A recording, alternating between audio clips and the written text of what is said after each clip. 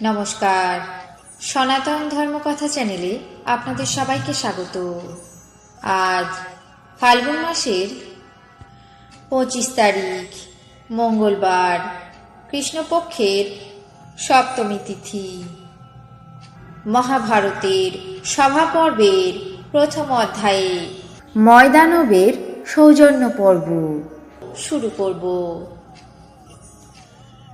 নারায়ণং নমস্কৃত্য নরং চৈব নরোত্তমং দেবীং সরস্বতীং ব্যাসাং ততো জয়মুদীরয়েৎ।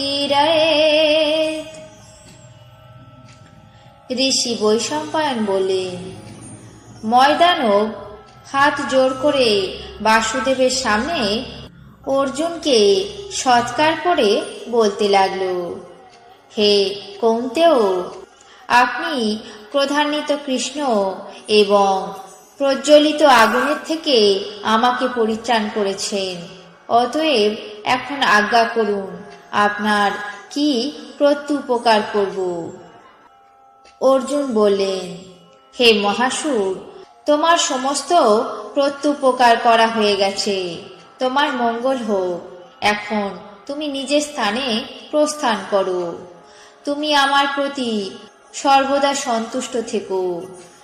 আমি তোমার প্রতি অত্যন্ত সন্তুষ্ট থাকলাম।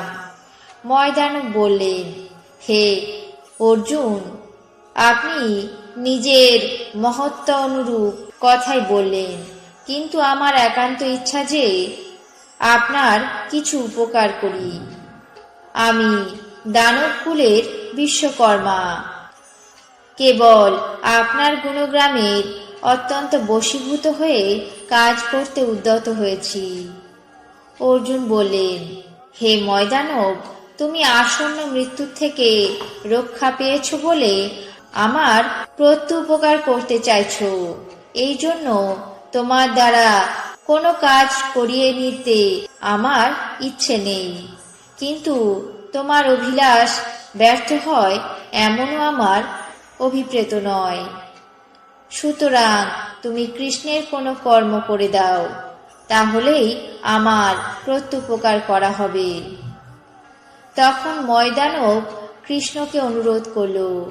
কৃষ্ণ তার অত্যন্ত আগ্রহ দেখে কিছুক্ষণ চিন্তা করে বললেন, হে শিল্পকর্ম বিশারদ, তুমি যদি নিতান্তই আমার কোনো কাজ করে দিতে চাও, তবে মহারাজ যুধিষ্ঠিরের এমন এক সভা নির্মাণ করো যে মানুষ তাতে উপবেশন করে সমস্ত কিছু দেখেও যেন তারা অনুকরণ করতে না পারে।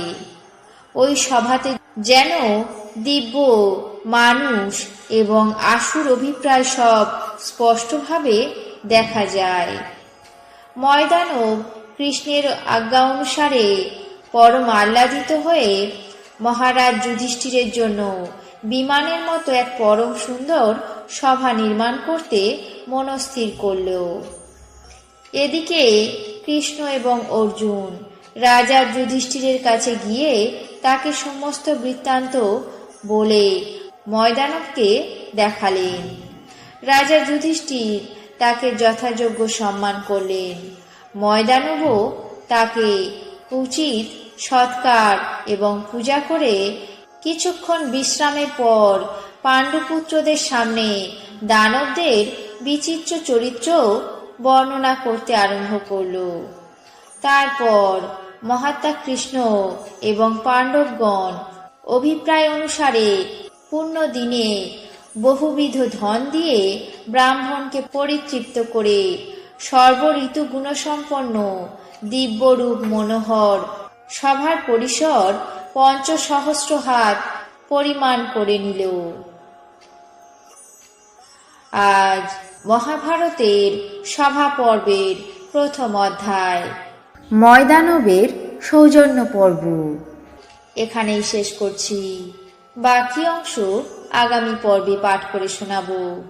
এখন জেনে নেব আজকের দিনের 12টি রাশির রাশিফল। মেষ, আর্থিক চিন্তা। বৃষ, পত্নী কলহ। মিথুন, অবৈধ প্রণয়। কর্কট বিপর্যয়। সিংহ ঋণের সম্ভাবনা। কন্যা অপবাদ। তুলা গোপনীয়তা ফাঁস। বৃশ্চিক কলহ বিবাদ। ধনু চিকিৎসা বিভ্রাট। মকর মানসিক শান্তি। কুম্ভ অপবাদ। মীন রাজনৈতিক বিবাদ। এই ছিল আজকের দিনের 12টি রাশির রাশিফল। আপনাদের কেমন লাগলো তা অবশ্যই কমেন্ট বক্সে জানাবেন। চ্যানেলটিকে সাবস্ক্রাইব করবেন, লাইক করবেন, শেয়ার করবেন। ধন্যবাদ।